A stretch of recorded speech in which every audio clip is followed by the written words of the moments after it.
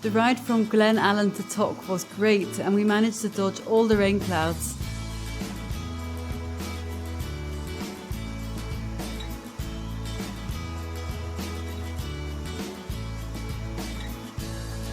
We spent the night at the Thompson's Eagle's Claw motorcycle camp in Tok. Our room for the night was an old converted ambulance.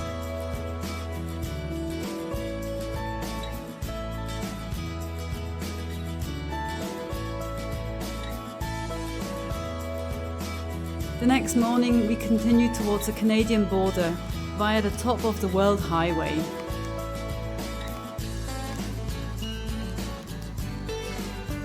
The ride was beautiful, although we hit major fog and heavy downpours, which made the road very muddy.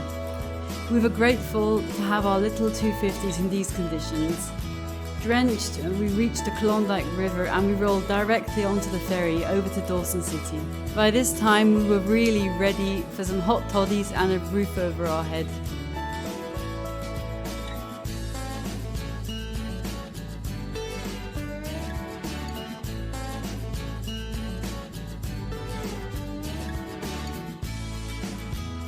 We spent a day in Dawson City exploring the mining history of the town and meeting the new generation of settled hipsters who were knitting in the bars whilst we were drinking beers. From here the plan was to tackle the Dempster highway up to Inuvik.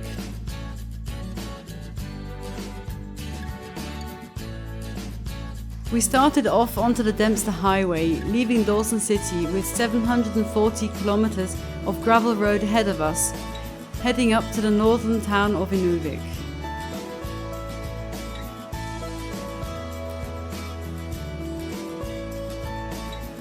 The first part of the highway was really easygoing, leading through simply amazing countryside, with the road winding along an orange-coloured river passing mountain ranges.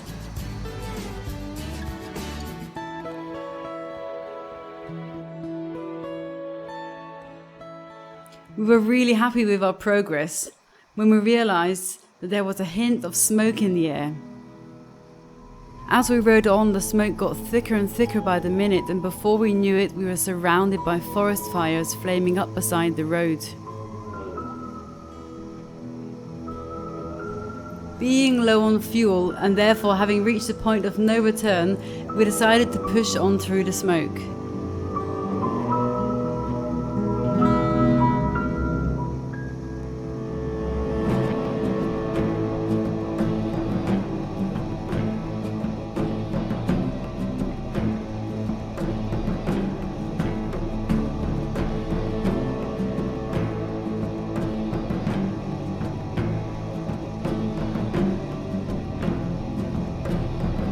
After about 45 minutes, we finally made it through the eerie landscape without getting any burn marks, and the sun just visible as a crimson spot in the sky.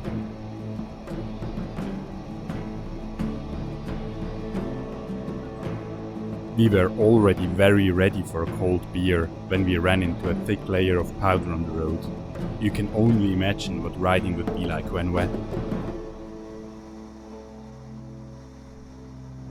After 60 kilometers of these conditions, we arrived totally knackered at Eagle Plains, the midway point to Inuvik.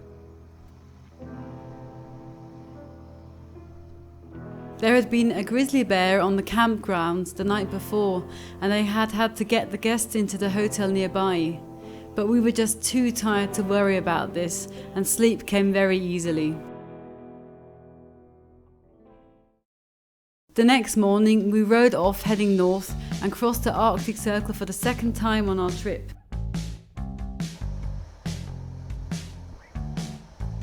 From there on, the roads were better, not to speak of the amazing landscape, which had changed to vast flat plains filled with coniferous trees.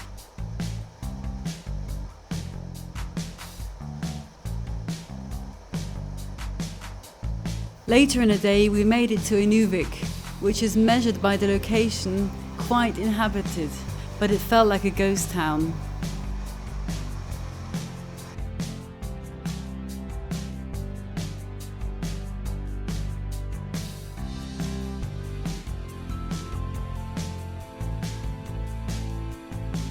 After lunch the next day, we headed out of town, back down the 740-kilometer highway, and camped just north of Eagle Plains for the night.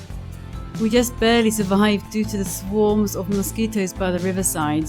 According to the locals, this region has the second largest amount of mozzies worldwide, just topped by the Amazon.